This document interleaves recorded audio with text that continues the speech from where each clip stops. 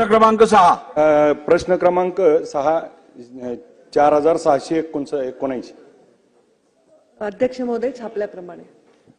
सन्माननीय अध्यक्ष महोदय, पंढरपूर ही त्या ठिकाणी अध्यात्म नगरी आहे आणि अख्खा महाराष्ट्र त्या ठिकाणी वारकरी संप्रदाय तिथे येतोय आणि 13 मार्च 2025 सकाळ पेपरची बातमी आहे की नदीपात्रामध्ये किडे आळ्या त्या ठिकाणी झालेल्या आहेत आणि नदीपात्र एकदम त्या ठिकाणी प्रदूषित आहे आणि तिथं जर त्या ठिकाणी आंघोळ केली तर जीबीएस सारखे आजार होण्याची शक्यता आहे. आणि मग सरकारने उत्तरामध्ये त्या ठिकाणी स्पेसिफिक दिलंय की 34 कोटी 65 लाख रुपयाची यंत्रणा तिथं बसवली आहे.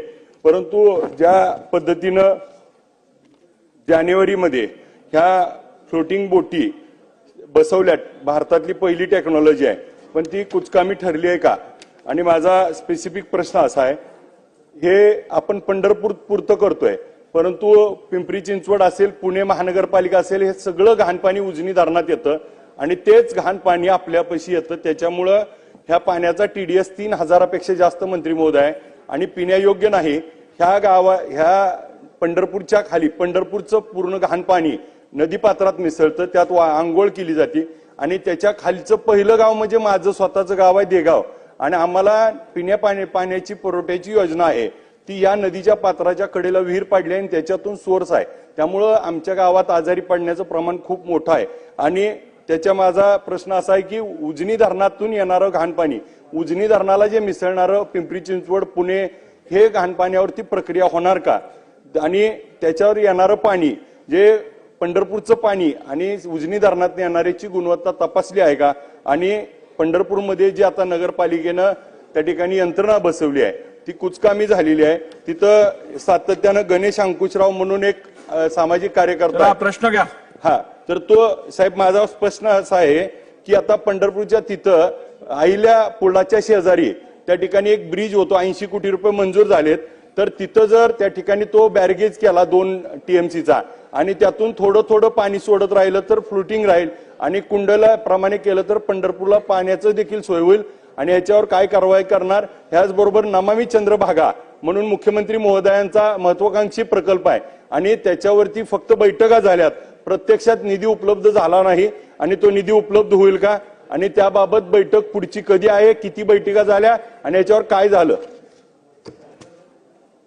अध्यक्ष महोदय, सन्माननीय सदस्यांनी जो प्रश्न विचारला आहे, मुळात जो प्रश्न छापून आलेला आहे तोही खूप स्पेसिफिक आहे.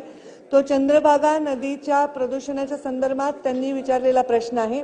त्याच्यामध्ये आपण सभागृहातल्या सिनियर सदस्यांनी आवाज कमी करा. तर यामध्ये चंद्रभागा नदीच्या पात्रामध्ये घाण साठली अशी तक्रार प्रदूषण विभागाकडे नसून ती आली होती, ती सहाय्यक अभियंता जलसंपदा यांच्याकडे प्राप्त झाली होती. उन्हाळ्यामध्ये पाणी कमी झाल्यामुळे तिथे शेवाळं आणि काही घाणीचं साम्राज्य होतं. प्रदूषणाचा अशी कुठली आम्हाला तक्रार त्याच्यामध्ये पहिले तर प्राप्त झाली नाही. दुसरा विषय आपण जो सांगितला त्याच्यामध्ये इथे नमामि चंद्रभागा हे अत्यंत महत्वाचा विषय आहे. नमामि गंगे जसं देशामध्ये प्रधानमंत्री नरेंद्र मोदी यांनी संकल्पना सुरू केली आहे, त्याच संकल्पनेवर आधारित मुख्यमंत्र्यांच्या नेतृत्वाखाली नमामि चंद्रभागा हे काम होत आहे. त्या नमामि चंद्रभागामध्ये 48 कोटीच्या प्रमा या दिलेल्या आहेत आणि त्याच्यामध्ये 34 कोटीचे नगरपालिकेला दिलेले आहेत. त्यामध्ये 15 कोटी खर्च झालेले आहेत आणि हे एप्रिल अखेरपर्यंत जे STPचं काम आहे ते पूर्ण होईल असा अंदाज आता याच्यामध्ये आहे. या संदर्भामध्ये प्रदूषणाची तक्रार कुठेही असेल तर तात्काळ त्याच्यावर कारवाई केली जाईल, त्याच्यावर ऍक्शन घेतली जाईल, पण अशी कुठलीही प्रदूषण संदर्भातली तक्रार आमच्या विभागाला तेव्हा प्राप्त झालेली नाही.